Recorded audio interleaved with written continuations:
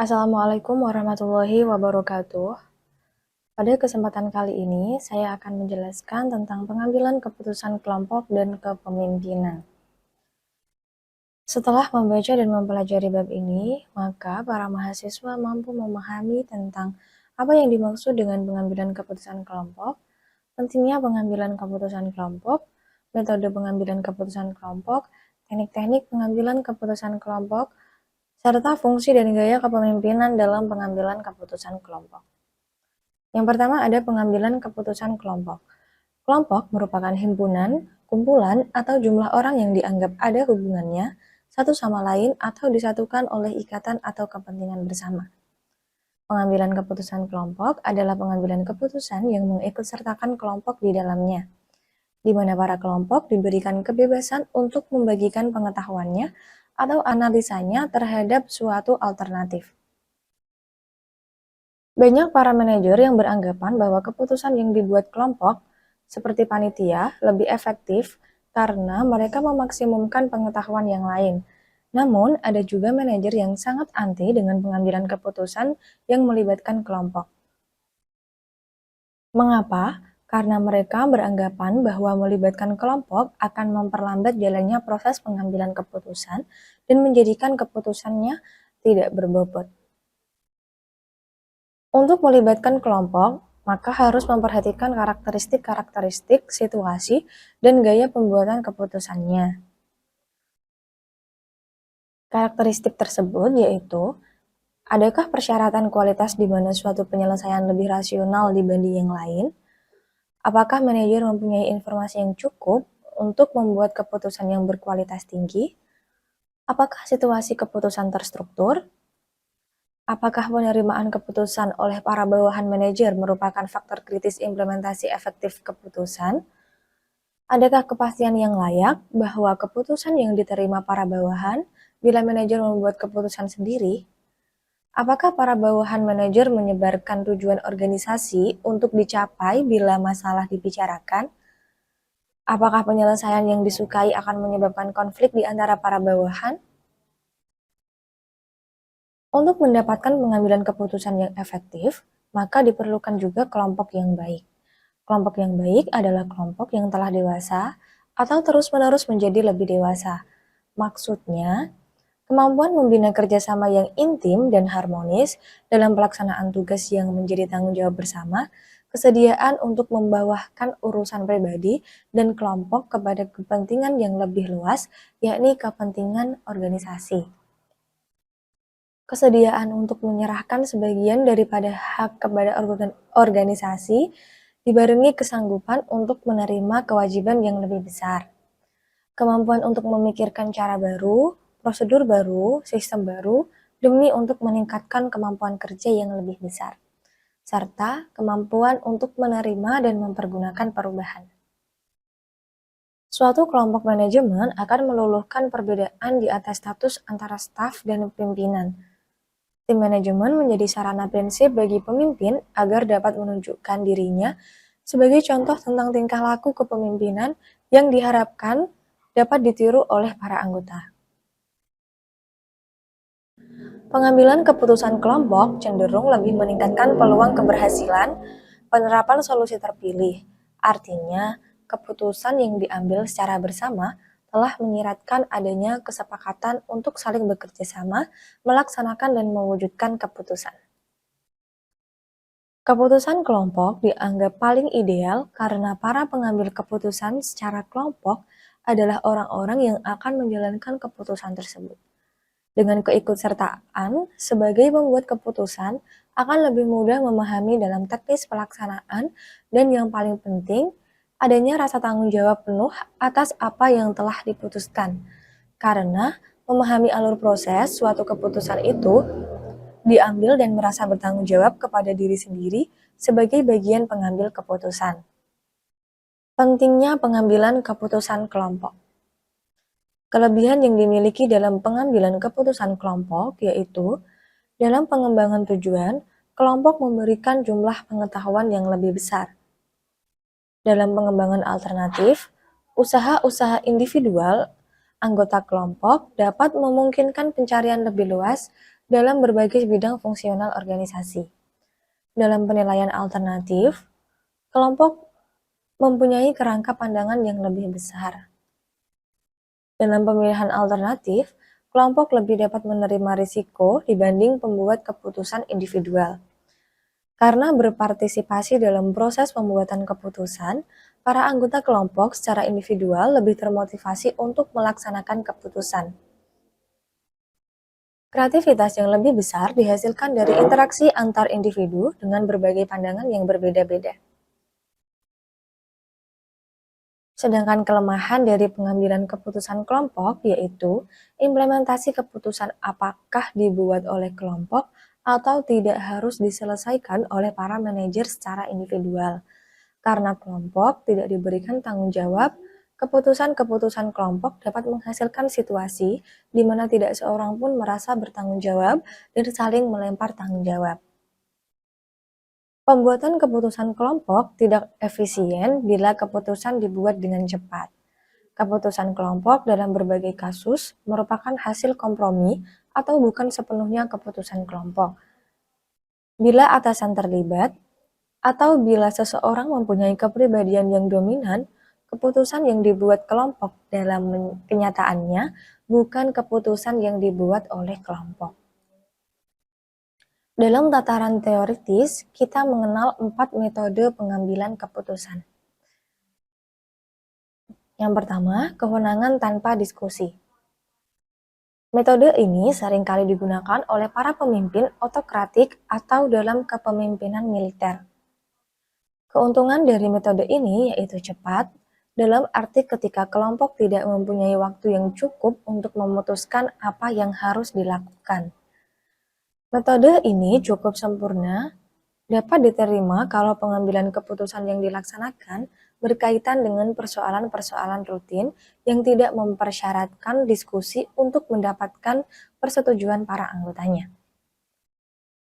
Namun, jika metode pengambilan ini terlalu sering digunakan, maka akan menimbulkan persoalan-persoalan seperti munculnya ketidakpercayaan para anggota kelompok terhadap keputusan yang ditentukan pimpinannya. Pengambilan keputusan akan memiliki kualitas yang lebih bermakna apabila dibuat secara bersama-sama dengan melibatkan anggota kelompok. Yang kedua yaitu pendapat ahli. Metode pengambilan keputusan ini akan bekerja dengan baik apabila seseorang anggota yang dianggap ahli tersebut memang benar-benar tidak diragukan lagi kemampuannya dalam hal tertentu oleh anggota kelompok lainnya. Dan dalam banyak kasus, persoalan orang yang dianggap ahli bukanlah masalah yang sederhana, karena sangat sulit menentukan indikator yang dapat mengukur orang yang dianggap ahli. Ada yang berpendapat bahwa orang yang ahli adalah orang yang memiliki kualitas terbaik untuk membuat keputusan. Namun, sebaliknya, tidak sedikit pula orang yang tidak setuju dengan ukuran tersebut. Karenanya, menentukan apakah seseorang dalam kelompok benar-benar ahli adalah persoalan yang rumit. Yang ketiga yaitu kewenangan setelah diskusi. Sifat otokratik dalam pengambilan keputusan ini lebih sedikit apabila dibanding dengan metode yang pertama. Karena metode authority rule after discussion ini mempertimbangkan pendapat atau opini lebih dari satu anggota kelompok dalam proses pengambilan keputusan. Dengan demikian, keputusan yang diambil melalui metode ini akan meningkatkan kualitas dan tanggung jawab para anggotanya. Metode pengambilan keputusan ini mempunyai kelemahan yaitu pada anggota kelompok akan bersaing untuk mempengaruhi pengambil atau pembuat keputusan. Artinya, bagaimana para anggota kelompok yang mengemukakan pendapatnya dalam proses pengambilan keputusan berusaha mempengaruhi pimpinan kelompok bahwa pendapatnya yang perlu diperhatikan dan dipertimbangkan. Namun, metode pengambilan keputusan ini tidak lepas juga dari kekurangan-kekurangannya. Yang paling menonjol yaitu dibutuhkannya waktu yang relatif lama sehingga metode ini tidak cocok untuk digunakan dalam keadaan mendesak atau darurat.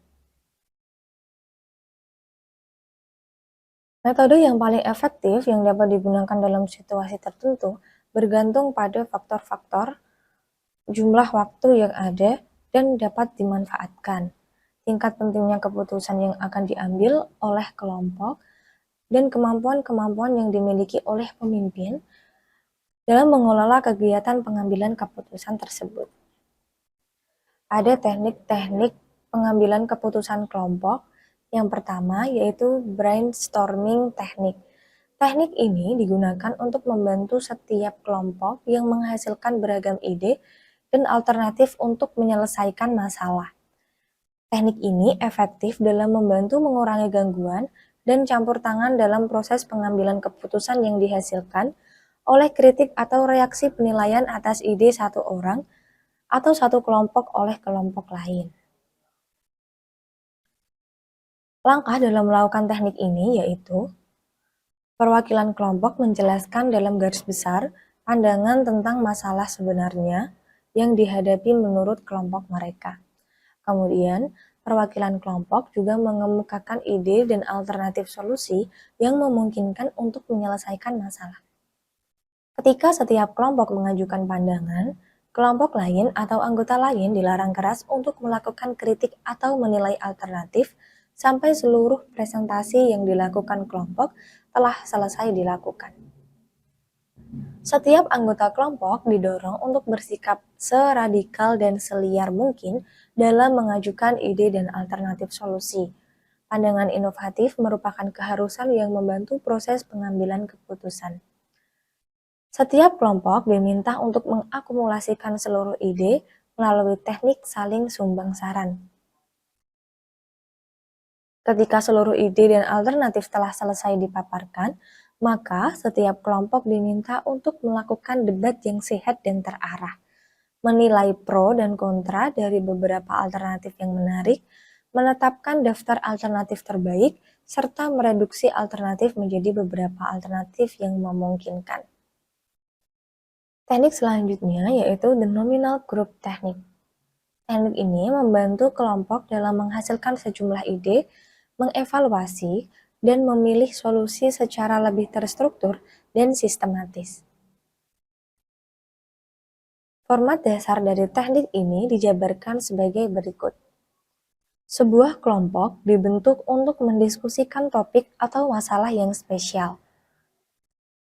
Setelah masalah dipahami dengan baik, maka setiap individu diminta untuk menuliskan ide-idenya. Untuk menuliskan ide-ide, individu diberi waktu selama kurang lebih 30 atau 40 menit. Setiap orang diminta untuk inovatif dalam menghasilkan ide. Kemudian, seluruh ide-ide dituliskan pada papan tulis agar kelompok dapat mengetahui pandangan setiap individu. Pada tahap ini, sesi diskusi, kritik, saran, dan evaluasi belum dibuka. Seketika seluruh alternatif solusi telah dijabarkan, sesi diskusi mulai dibuka. Setiap orang boleh mengajukan kritik dan saran, evaluasi, serta perbaikan membangun untuk setiap ide. Setiap anggota yang terlibat diskusi diberikan waktu 30 detik untuk berargumentasi, mempertahankan kebaikan idenya, atau mendukung ide tertentu yang dianggap baik. Bila seluruh alternatif telah didiskusikan, maka setiap anggota kelompok meranking seluruh alternatif yang menurut pandangan mereka terbaik dan paling memungkinkan untuk diterapkan. Contoh, pilihan 1, alternatif 5, skor 3. Pilihan 2, alternatif 3, skor 2. Pilihan 3, alternatif 6, skor 1. Di mana dalam hal ini, pilihan akan mengikuti jumlah ide terbaik yang diterapkan. Misalnya, jumlah alternatif terbaik yang dipilih adalah 7 dari 20 alternatif. Jumlah pilihan yang kecil berguna untuk memangkas waktu pengambilan keputusan.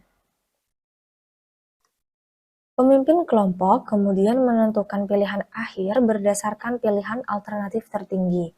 atau alternatif pilihan yang paling banyak dipilih. Teknik ini mengikuti teknik penentuan keputusan dengan suara terbanyak atau voting. Sebelum keputusan akhir diambil, maka kelompok dapat mendiskusikan kembali pilihan alternatif terbaik pada urutan teratas, misal 3 dan 5 besar, dan kemudian melakukan teknik voting ronde kedua.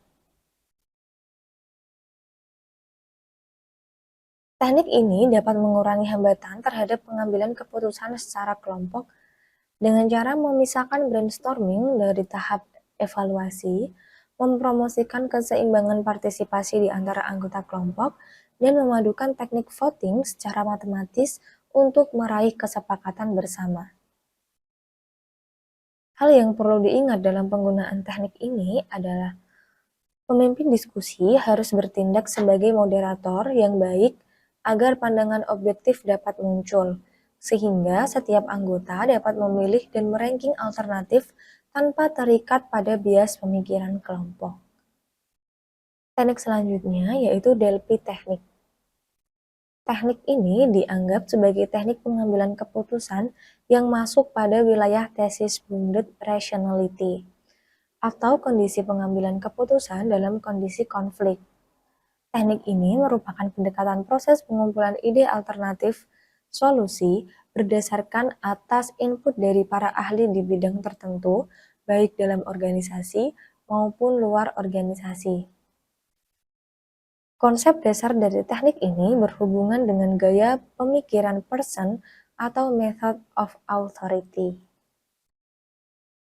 Langkah yang dilakukan dalam teknik ini yaitu para pembuat keputusan memulai proses Delphi dengan mengidentifikasikan isu dan masalah pokok yang hendak diselesaikan. Kemudian, kuesioner dibuat dan para peserta teknik Delphi, para ahli, mulai dipilih. Kuesioner yang telah dibuat dikirim kepada para ahli, baik di dalam organisasi maupun di luar organisasi yang dianggap mengetahui dan menguasai dengan baik permasalahan yang dihadapi. Para ahli diminta untuk mengisi kuesioner yang dikirim, menghasilkan ide dan alternatif solusi penyelesaian masalah, serta mengirimkan kembali kuesioner kepada pemimpin kelompok, yaitu para pembuat keputusan akhir. Sebuah tim khusus dibentuk untuk merangkum seluruh respon yang muncul dan mengirimkan kembali hasil rangkuman kepada para partisipan teknik ini. Pada tahapan ini, partisipan diminta untuk menelaah ulang hasil rangkuman, menerapkan skala prioritas atau memeringkatkan alternatif solusi yang dianggap terbaik dan mengembalikan seluruh hasil rangkuman beserta masukan terakhir dalam periode waktu tertentu. Proses ini kembali diulang sampai para pembuat keputusan telah mendapatkan informasi yang dibutuhkan guna mencapai kesepakatan untuk menentukan satu alternatif solusi atau tindakan terbaik. Teknik ini menjadi teknik yang efektif dalam kondisi ketidakpraktisan dari teknik diskusi tatap muka yang dilaksanakan. Burgon, Heston, dan McCroskey menguraikan adanya 8 fungsi kepemimpinan. Dalam fungsi ini, fungsi inisiasi, seorang pemimpin perlu mengambil prakarsa untuk menciptakan gagasan-gagasan baru. Namun, sebaliknya, tugas pemimpin yang memberi pengarahan ataupun menolak gagasan-gagasan dari anggota kelompoknya dinilai tidak layak.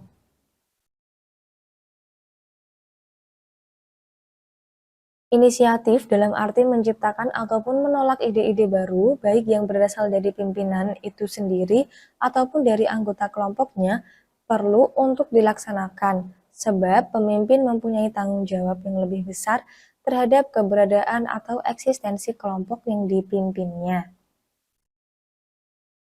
Fungsi dan gaya kepemimpinan selanjutnya yaitu fungsi keanggotaan, yaitu merupakan perilaku seseorang pemimpin yang memastikan bahwa dirinya juga merupakan seorang anggota kelompok. Perilaku tersebut dijalankannya dengan cara meleburkan atau melibatkan dirinya dalam kelompok serta melakukan aktivitas yang menekankan kepada interaksi informal dengan anggota kelompok lainnya. Selanjutnya yaitu fungsi perwakilan. Seorang pemimpin tidak jarang harus melindungi dan mempertahankan para anggotanya dari ancaman-ancaman yang berasal dari luar. Tindakan yang dilakukan untuk mengatasi hal tersebut yaitu dengan menjadi wakil atau juru bicara kelompok di hadapan kelompok lainnya. Selanjutnya yaitu fungsi organisasi. Dalam fungsi ini, tanggung jawab terhadap hal-hal yang bersangkut paut dengan persoalan organisasional seperti struktur organisasi, kelancaran roda organisasi, dan deskripsi kerja ada di tangan seorang pemimpin. Sehingga ia perlu memiliki bekal kemampuan mengelola organisasi yang tentunya lebih baik dibandingkan anggota kelompok lainnya. Selanjutnya yaitu fungsi integrasi. Seorang pemimpin perlu mempunyai kemampuan untuk memecahkan ataupun mengelola dengan baik konflik yang ada dan muncul di kelompoknya. Dengan bekal kemampuan tersebut, maka diharapkan seorang pemimpin dapat menciptakan suasana yang kondusif untuk tercapainya penyelesaian konflik yang dapat memberikan kepuasan kepada semua anggota kelompok.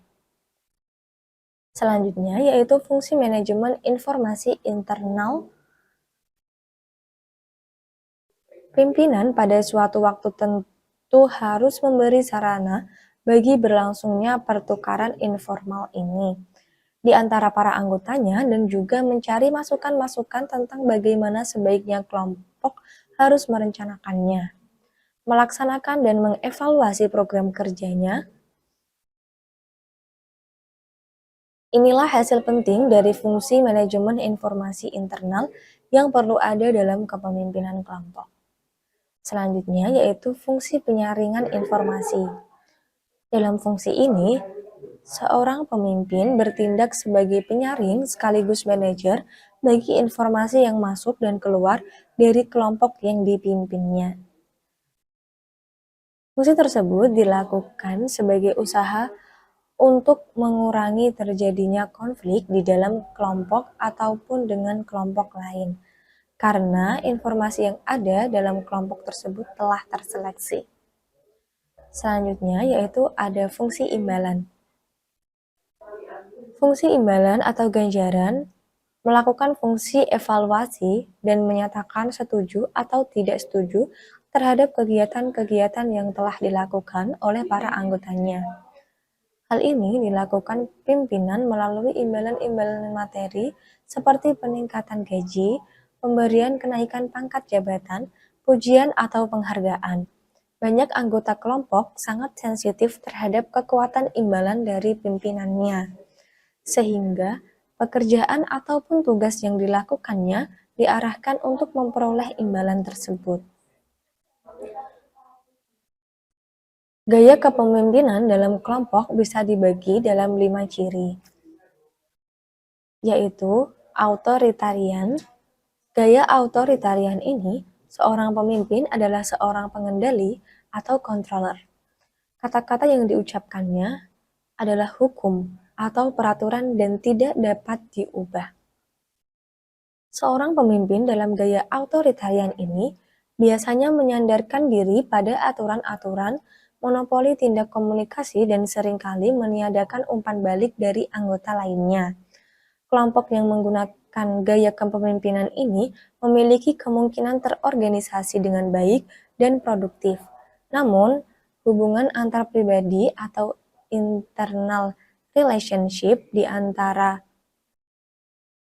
para anggota kelompok cenderung renggang dan antagonistik. Selanjutnya yaitu bureaukratik. Sedangkan dalam gaya kepemimpinan birokratik, pimpinan bertindak sebagai pengawas atau supervisor dan mengkoordinasikan aktivitas kelompok. Pedoman dari gaya kepemimpinan ini adalah organisasi, bukan diri seorang pemimpin, seperti yang ada dalam gaya authoritarian. Seorang pemimpin birokratik memandang hubungan sosial sebagai hal yang tidak dikehendaki.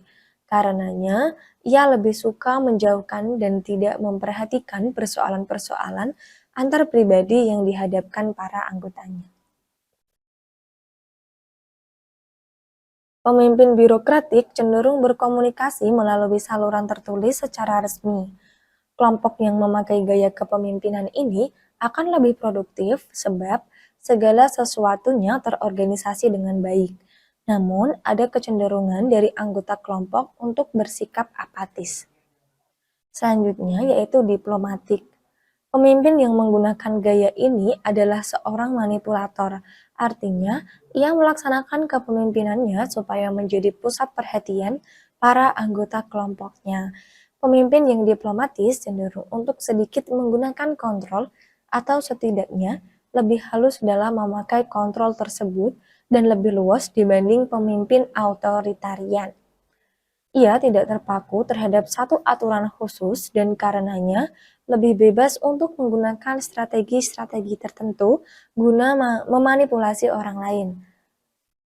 Sehingga pemimpin diplomatik terbuka dengan adanya sarana dan umpan balik yang demokratis dari anggota kelompoknya.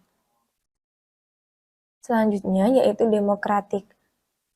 Dalam gaya kepemimpinan ini, pemimpin tidak banyak menggunakan kontrol apabila dibandingkan dengan ketiga gaya kepemimpinan sebelumnya.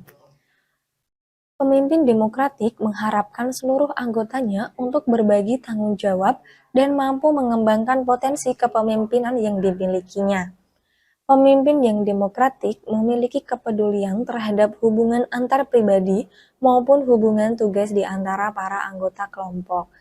Gaya ini dapat berjalan dalam suasana yang rileks dan memiliki kecenderungan untuk menghasilkan produktivitas dan kreativitas, karena mampu memaksimalkan kemampuan yang dimiliki para anggotanya. Selanjutnya yaitu laissez-faire. Gaya ini tidak berdasarkan pada aturan-aturan. Seorang pemimpin yang menggunakan gaya ini menginginkan seluruh anggota kelompoknya berpartisipasi tanpa memaksakan atau menuntut kewenangan yang dimilikinya. Tindak komunikasi dari pemimpin ini cenderung berlaku sebagai seorang penghubung yang menghubungkan kontribusi atau sumbangan pemikiran dari anggota kelompoknya. Jika tidak ada yang mengendalikannya, kelompok yang memakai gaya ini akan menjadi tidak terorganisasi, tidak produktif dan anggotanya akan apatis.